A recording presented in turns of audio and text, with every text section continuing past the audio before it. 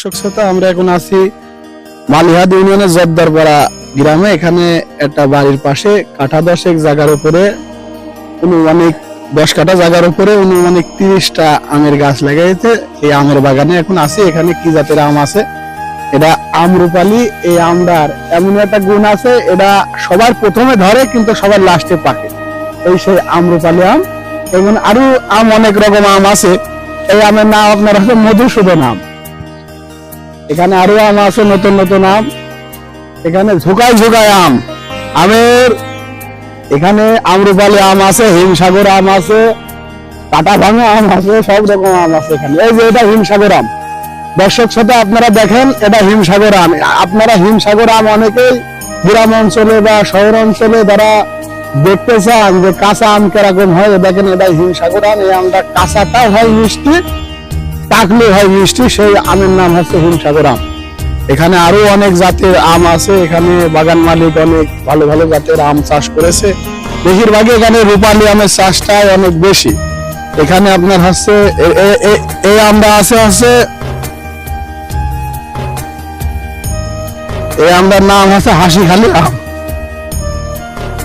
হাসিখালি আম, এই আমটার নাম হাসিখালি রূপালী আম। এই আমটা খুব ভালো জাতের আম। এখানে আমরা বাগানে আছে, বাগানের মালিক এখানে আমাদের সামনে আছে। বিভিন্ন রকম গাছ আছে এখানে, মেলা কয়টা গাছ আছে, আমের জাত, বহুত আমের জাত আছে এখানে। বাগান মালিক আছে, বাগান মালিকের সাথে আমরা দুইটা কথা বলবো, সে কিরকম লাভবান হয় বাগান দিয়ে, কি অবস্থা। আসসালামু আলাইকুম চাচি। আসসালাম। চাচি, এই আমের বাগানটা কত জমির উপরে? এখন 11 কাটা 11 কাঠা বই, মানে 10-11 কাঠা অনুমানিক হবে। তার মধ্যে ঘর রেখা ছিল কত ভুঁই আপনি? 6 কাটা 6-7 কাটা। মানে কয়টা গাছ আছে? 28টি গাছ। 28টি গাছ আছে পাখির বাগানে, বর্তমান আমের বাগানে। বর্তমান কি জাতের আম আছে? কয়টা আম এরকম? রূপালিটা আছে, আর ওই যে গোলাম কি নাম আমি জানি না। রূপালী, হিমসাগর, মানে আরো অনেক জাতের আম আছে। ওটা পারি না। এই আমগুলো আপনি কিভাবে বিক্রি করেন? ওই গাছে দিয়ে ধরে নাল হয়ে যায়, ঘরে পাড়তে পাড়তে বিক্রি হয়ে যায় সব। মানে আগে তো আপনাকে বাইনা দিয়ে দিলেন? ঠিক হয়।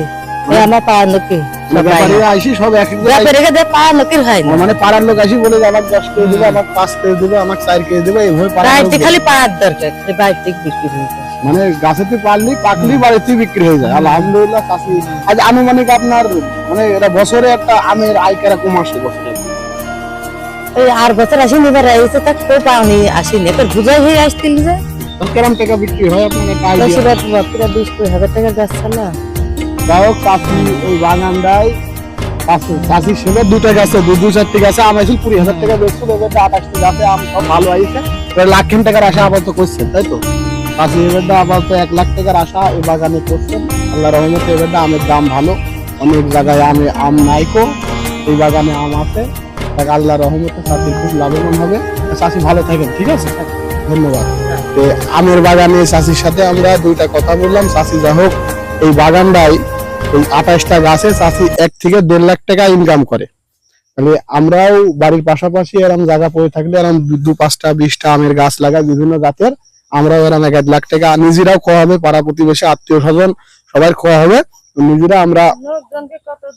হ্যাঁ চাষি লোকজন যায়, বাইরের লোকজন আসে, সবাই খাবে, ব্যাপারীদের কাছে কিছু বেচবেন।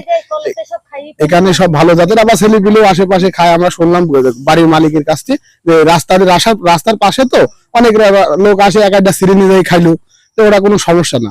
আলহামদুলিল্লাহ বাগানটা খুব ভালো, দেখি পছন্দ হলো বিভিন্ন জাতের আম। তো দর্শক শ্রোতা, আমাদের এই কৃষি চ্যানেলের ভিডিও যদি আপনাদের ভালো লেগে থাকে, like, comment, share, copy link সব করবেন ইনশাল্লাহ। ধন্যবাদ। নতুন নতুন ভিডিও আপনাদের উপহার দেওয়ার লেগে আমরা আছি। আলহামদুলিল্লাহ।